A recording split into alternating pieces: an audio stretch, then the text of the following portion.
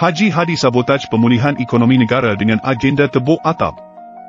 Selalunya Haji Hadi ponteng Parlimen, tetapi baru-baru ini dia hadir dan memberikan ucapannya dengan tema tebuk atap 2. Dia cuba membina persepsi kononnya kerajaan perpaduan tidak stabil dan akan tumbang. Ini percubaan Perikatan Nasional untuk mensabotaj pemulihan ekonomi negara dan berusaha menakutkan pelabur untuk melabur di Malaysia, seterusnya mengagalkan mencipta peluang pekerjaan baru. Sebagai individu yang dianggap ulama di kalangan pengikut PAS yang taksub, dia sepatutnya menunjukkan contoh sebagai seorang negarawan, memberikan ucapan dengan cadangan-cadangan yang besar untuk kerajaan berkaitan ekonomi, program kerajaan, belanjawan negara, polisi awam dan idea mewujudkan peluang pekerjaan untuk rakyat. Jika diimbas kesan kerosakan kerajaan tebuk atap yang dimulakan Haji Hadi dulu, terlalu banyak kerosakan yang berlaku kepada negara. Institusi Parlimen lumpur apabila digantung dan darurat diisytiharkan untuk menyelamatkan kuasa PM yang tidak mempunyai majoriti. Belanjawan RM600 bilion dilaksanakan kerajaan tanpa kelulusan Parlimen dan mengakibatkan berlaku ketirisan besar-besaran dalam skandal jana wibawa menjangkau hingga RM4.5 bilion. Kes bunuh diri meningkat dengan cepat. Rakyat mengalami kemurungan yang dahsyat disebabkan tempoh lockdown COVID-19 yang terlalu panjang sehingga beberapa kali PKP. Tabungan rakyat KWSP terpaksa dikeluarkan. Dalam masa yang sama, Parti Bersatu mengumpul RM300 juta dalam akaun. Kedudukan kerajaan ketika itu pula terumbang-ambing sehingga terpaksa menyogok ahli parlimen dengan jawatan-jawatan bergaji besar dan bergaji buta untuk mengawal sokongan dalam skim of thing. 70 anggota kabinet dilantik untuk tujuan ini.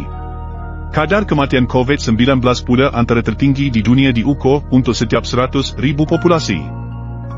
Tindakan Haji Hadi ini sebenarnya menderhaka kepada titah yang di-Pertuan Agong yang berusaha untuk menghentikan konspirasi politik, mewujudkan kestabilan dan fokus kepada pemulihan ekonomi.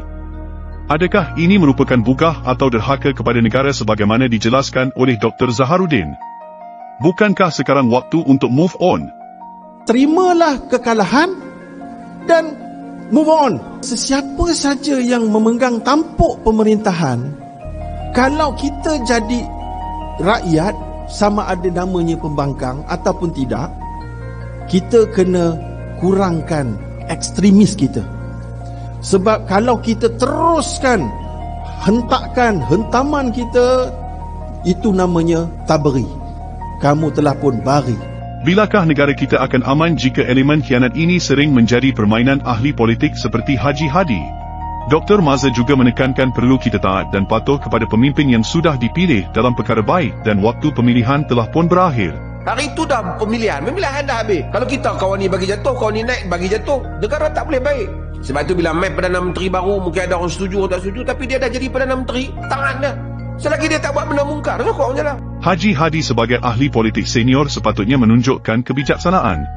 Tiada legasi yang baik ditinggalkan olehnya dalam pembinaan institusi negara sejak 50 tahun dulu. Melainkan mendorong perpecahan sesama Muslim, walhal dia telah pun diberi peluang menjadi Menteri Besar Terengganu dan Duta Khas di Kerajaan Pusat sebelum ini. Sekian, dan jangan lupa subscribe.